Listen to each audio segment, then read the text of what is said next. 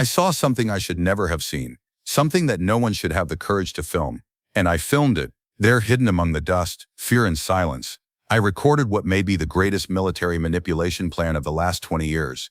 But do you know what scares me the most? It's not what I saw, it's what happened afterwards. When I returned to the United States and tried to show it, it was as if everyone already knew and had decided to pretend they didn't know. Listen to me, I infiltrated Iran, without authorization, alone, with only a camera on my chest and the certainty that, if I died there, no one would rescue me. And when I captured the images, the world turned upside down. Why doesn't the media want you to see this? Why did the US government treat me as a threat after I revealed this? Could they be hiding something much bigger than any of us realize? I'm Alex Monroe. I was a sergeant in the Army. I fought in the Iraq War. I saw things no one should have to see. I did things that haunt me to this day. But nothing, absolutely nothing, prepared me for what I found in Iran. I had been out of the Army for 3 years. I was trying to live a normal life, but I couldn't turn it off. I started seeing patterns, little news stories that went unnoticed, troop movements that didn't make sense. And then I got an anonymous contact, a message that said, "You've always wanted to know the truth, so go see for yourself." It was a coordinate, a village in southern Iran, a dot erased from the map, with a short note, "But go alone, and take a camera." I should have ignored it, but something inside me told me that this was no ordinary clue. This was something big, something dangerous. I had been betrayed by generals before. I had seen my brothers in uniform die for senseless orders. So I went. I created a journalist costume. I sold my car. I took my savings. I bought a ticket to hell. I arrived by land, crossing the border illegally. I slept in shacks, hid in markets. The camera was sewn into my jacket, and even though I was shaking inside, I kept going. Because something there was wrong, very wrong. On the third day, something changed. Trucks started arriving in the middle of the night, always at the same time, always without license plates. Hooded men were unloading boxes, big heavy ones. And the strangest thing, they spoke English. English with a southern accent. Texan. That froze me. I would recognize that accent anywhere. I hid in an abandoned warehouse. I turned on the camera, and I waited. And that was when I heard the meeting. Men talking quietly. Tension in the air. They were planning a scene, a fake attack, an attack they had orchestrated, with real victims. Everything was recorded by drones and cameras, as if it were an act of Iranian aggression. But it wasn't. It was all rehearsed. Everything was choreographed, to manipulate international public opinion and justify a new war. At that moment, everything made sense.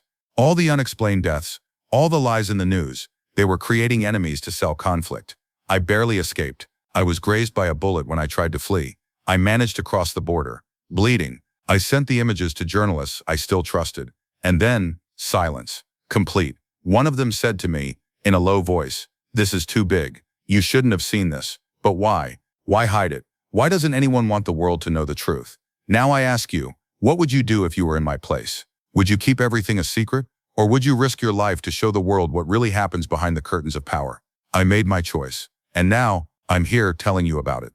But the question that won't leave my head is, do you believe me? Or have you been so manipulated that you prefer not to see? Have you ever given your all for something that ended up turning its back on you?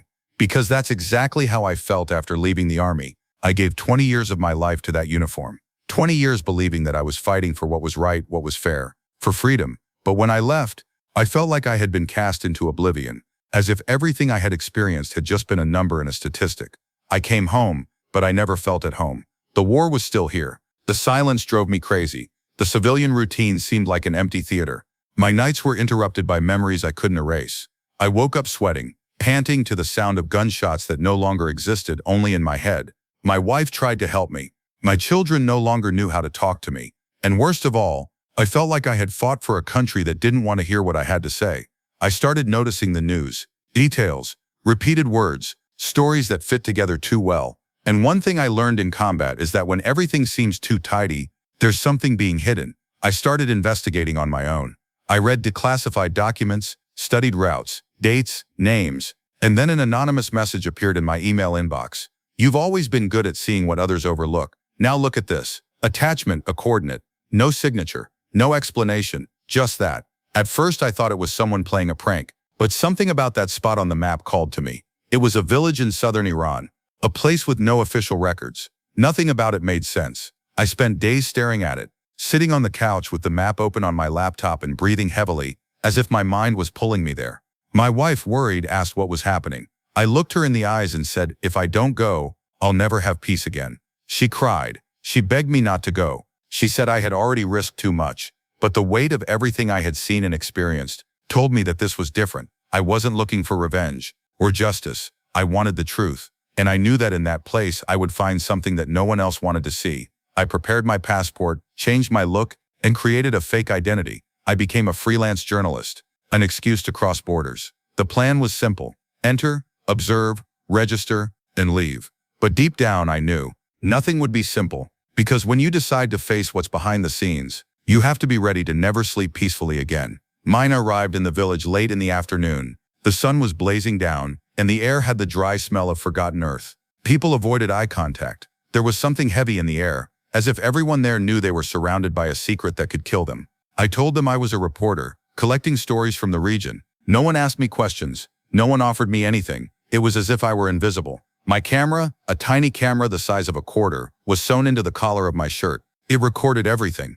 Every footstep, every muffled conversation, every shadow that passed too quickly in the corner of my eye. I slept in a small room in the back of an abandoned workshop, and only came out when the movement died down, and it was in the early hours of the morning that everything happened. I woke to the sound of tires on dirt, trucks, no lights, no license plates. 3 heavy vehicles entered silently from the north side of the village. Armed men got out. They were dressed in civilian clothes, but it was obvious they were not locals. Precise movements, commanding language. This was military, but not Iranian, and what chilled me to the bone was hearing one of them speaking English. American English, with a southern accent. An accent I would recognize from afar. This was someone trained in the same place as I had. I hid behind a metal structure, my camera already active. Sweat was running down my face, but my breathing was under control. They unloaded several wooden crates, with false labels. The markings were strange, full of codes I had seen before in covert operations abroad. But one of them was open. Inside, explosives. And then a tent was set up.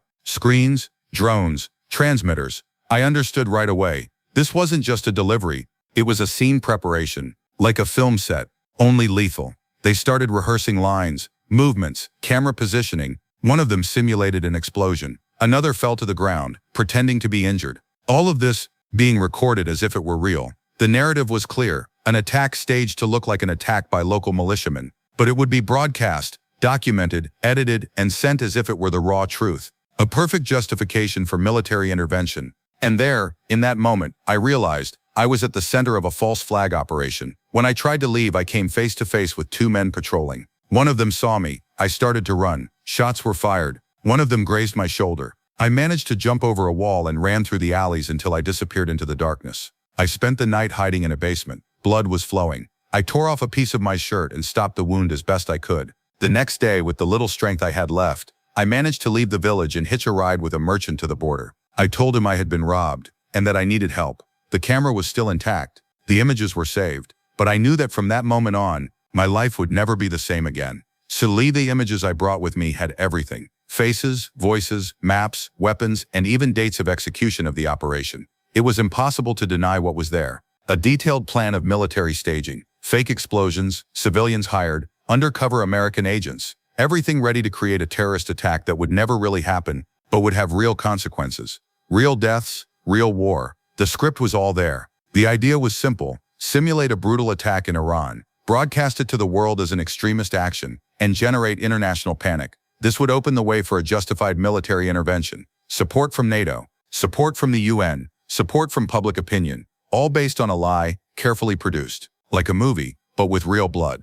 I returned to the United States with my body wounded and my soul in pieces. But I had to tell, I had to show. I took the images to 3 independent journalists. None of them had the courage to publish them. One of them, after watching everything, looked at me seriously and said, "You know that if we release this, we'll disappear, right?" Another simply deleted the files from his own computer and asked me never to contact him again. I tried again. I sent it to small channels, forums, people who used to investigate this kind of thing. Nothing. A heavy silence took over. It was as if someone had pressed a button and made everyone pretend they hadn't seen it. And then I realized, the problem wasn't the veracity of what I filmed. It was the consequences of making it public. Because if the world sees, the game changes. If the world knows, the masks fall, and the system doesn't accept that. The media refuses to show it, not because they doubt the story, but because they are afraid of the impact. Or worse, because it is part of the plan. I spent sleepless nights reviewing the footage, wondering if I should just let it out on my own, wondering if my family would be safe, if I would even be alive a week later. But deep down, I already knew the answer. If I've kept this video for this long, it's because I needed to make sure that when I showed it, people would be ready to listen. And if you've made it this far, then maybe you are. Now, I need to ask you, looking into your eyes even through a screen, do you believe the government would be capable of forging an entire war just to maintain global control? Do you think it is fair to use human lives as pieces on a chessboard of interests? Comment below. I want to know your honest opinion about this. Tell me, if you were in my place with those images in your hands, what would you do? Do you know what the most painful part of all this was? It wasn't infiltrating hostile territory alone.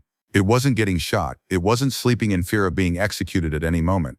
What hurt the most was realizing that even with evidence in hand, even with the naked truth recorded on video, most people would rather not know. I would rather look the other way, pretending none of this was happening. The truth is uncomfortable. It takes us out of our comfort zone. It forces us to question everything we've been taught, everything that TV repeats, everything that politicians swear by. But if no one has the courage to look it in the eye, this cycle will never end. And other wars will continue to be fabricated. Other lives will be sacrificed, all because of hidden agendas, dirty decisions, and interests that have nothing to do with freedom or security. I'm not a hero. I'm not here to become a martyr. I'm just a guy who saw too much and decided not to keep quiet. If you've come this far listening to every detail of this story, it's because something inside you also suspects that the world is not exactly as they say it is. And maybe just like me, you're also tired of so many lies being sold as truth. So if you believe this story needs to be told, leave your like and share this video now. Not for me, but for the people who are still being manipulated without knowing it. For the next generation who deserve to grow up with their eyes open. And most of all, for the victims who don't even know they are part of a theater they never chose to be part of. But I warn you, that was just the first piece of the puzzle. There's a lot more to come. Other places, other documents, other operations you've never seen on TV. My journey is far from over. To not miss what happens next, subscribe to the channel and join our squad. Because now, the truth has a voice. And as long as I'm alive, it will continue to be told.